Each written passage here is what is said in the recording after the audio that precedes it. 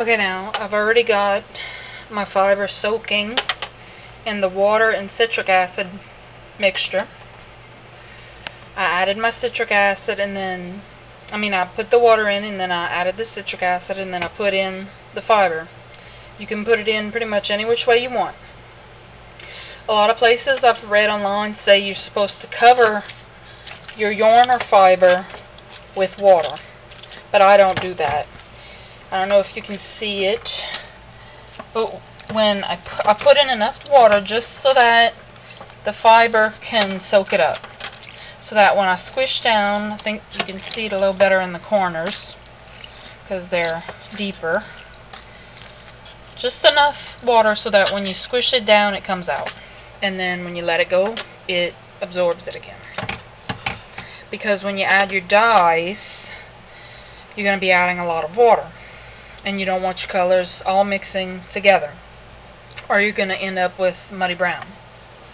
Okay, now excuse me while I move the tripod so that you can see what I'm doing as I mix the dyes. I've already got 2 of my colors done, and now I'm going to do the other 2. Okay, you mix up your dyes, you put the amount of powder that you want into your drawer. Remember, you should wear your dust mask. Clean off your spoon if you're using the same one again. Clean it off in between colors.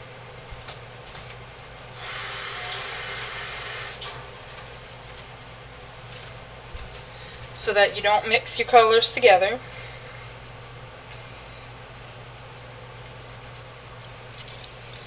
And go ahead and put your other color in your next drawer. Now you're going to fill up the jars about 1/4 of the way with very hot water, and you're going to mix it up to dissolve the powder. You want to make sure the powder is completely dissolved in your very hot water. Once it's completely dissolved, you can fill it the rest of the way with cold water. I'm going to go do that. Alright, now my dyes are all mixed up and ready to go. The great thing about these glass mason jars is that it's very easy to tell when your dye powder is fully dissolved.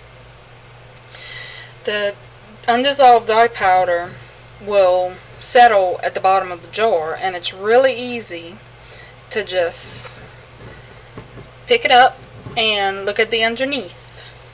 It's really easy to see in yellow because it's kind of see-through, but in the darker colors like orange you have to actually look at the bottom and you'll be able to see if there's any little bits that are undissolved. So now we're ready to start dyeing.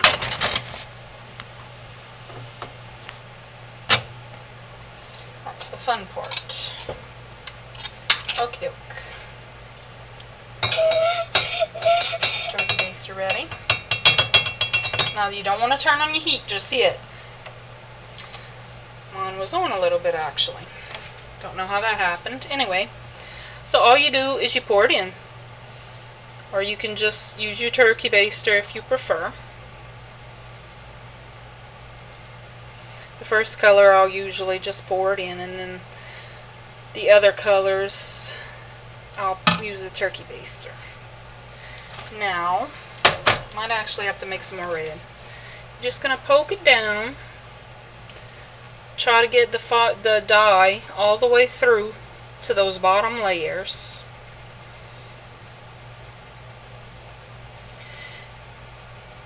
And to make sure it got all the way down there, you can lift it up to check that bottom out.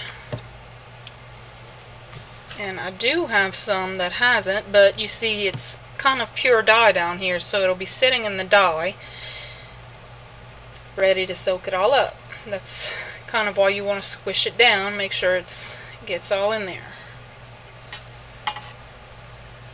But it's good to have a peek, see what's going on down there.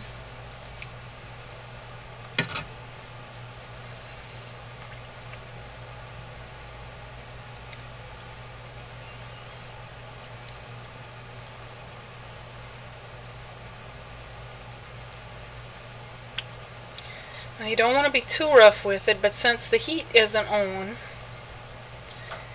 you can do this a good little bit. Okay, let's move on. Now, like I said, I'm going to go ahead with the turkey baster this time.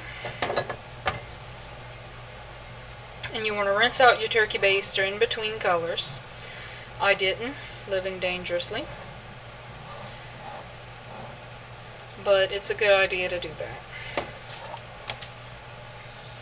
And you just go ahead with your second color. You just put it in however you want.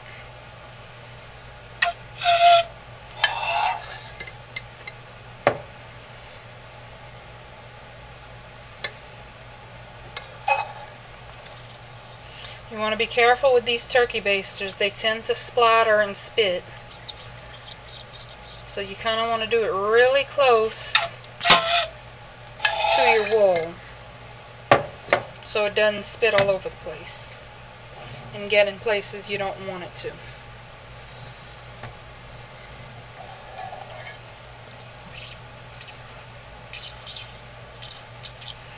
I'm kind of poking it down as I do this so that the dye can get into the bottom as much as possible.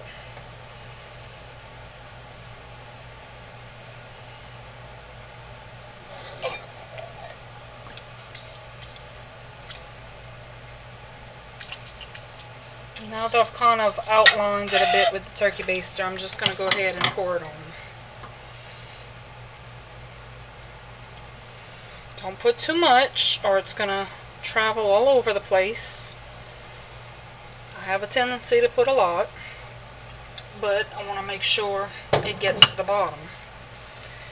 Now we're going to poke again. Now if you don't want your colors mixing together where they meet, this is not really going to be the right method for you.